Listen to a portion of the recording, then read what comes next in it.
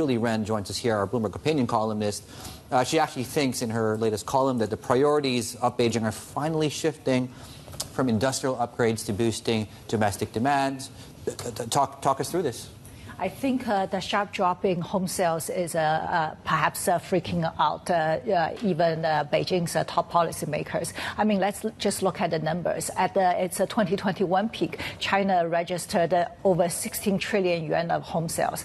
Last year, it was 10 trillion. It hurts, but perhaps President Xi Jinping could tolerate it. But this year, we're looking at maybe 7-8 trillion yuan of home sales at best. So what we are seeing is that suddenly China's economy is having a 8 trillion yuan hole. And then when they look around, there are just simply no alternative sectors to fill that hole. For instance, China's car sales is doing super well, right? We know the EV is ahead of everyone else. 1 in 5 EVs sold in Europe is from China.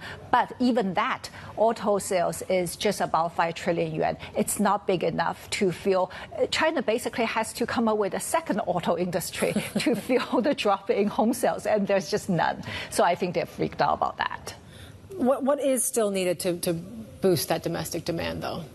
I mean, a lot of things, like, for instance, like the youth unemployment is a problem, right? Like, even if you're middle-class parents, say people in their late 40s like me, and I look at my kids, I'm like, I'm not going to spend because I have to not only think about their future education, schooling, I also have to think about what if they have no jobs in the next 30, 40 years. I have to support them. So that is something that the government has to tackle to find jobs for China's new university graduates. Yeah. And how do they do that? Like, what in their toolkit do you think is most useful to encourage, the upping of industries and capacity to create those jobs?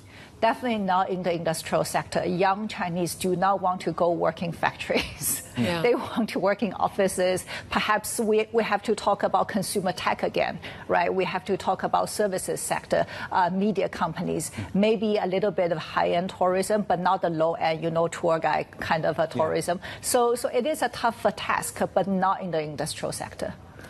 You mentioned about exports are the saving grace, but really it's still not enough. It's not at this point. Yes, and then what people are realizing is that whatever President Xi Jinping is saying, China's economics still follows the U.S. business cycles. We are seeing a soft landing in the U.S. Therefore, China's new export orders are coming up. That's no good.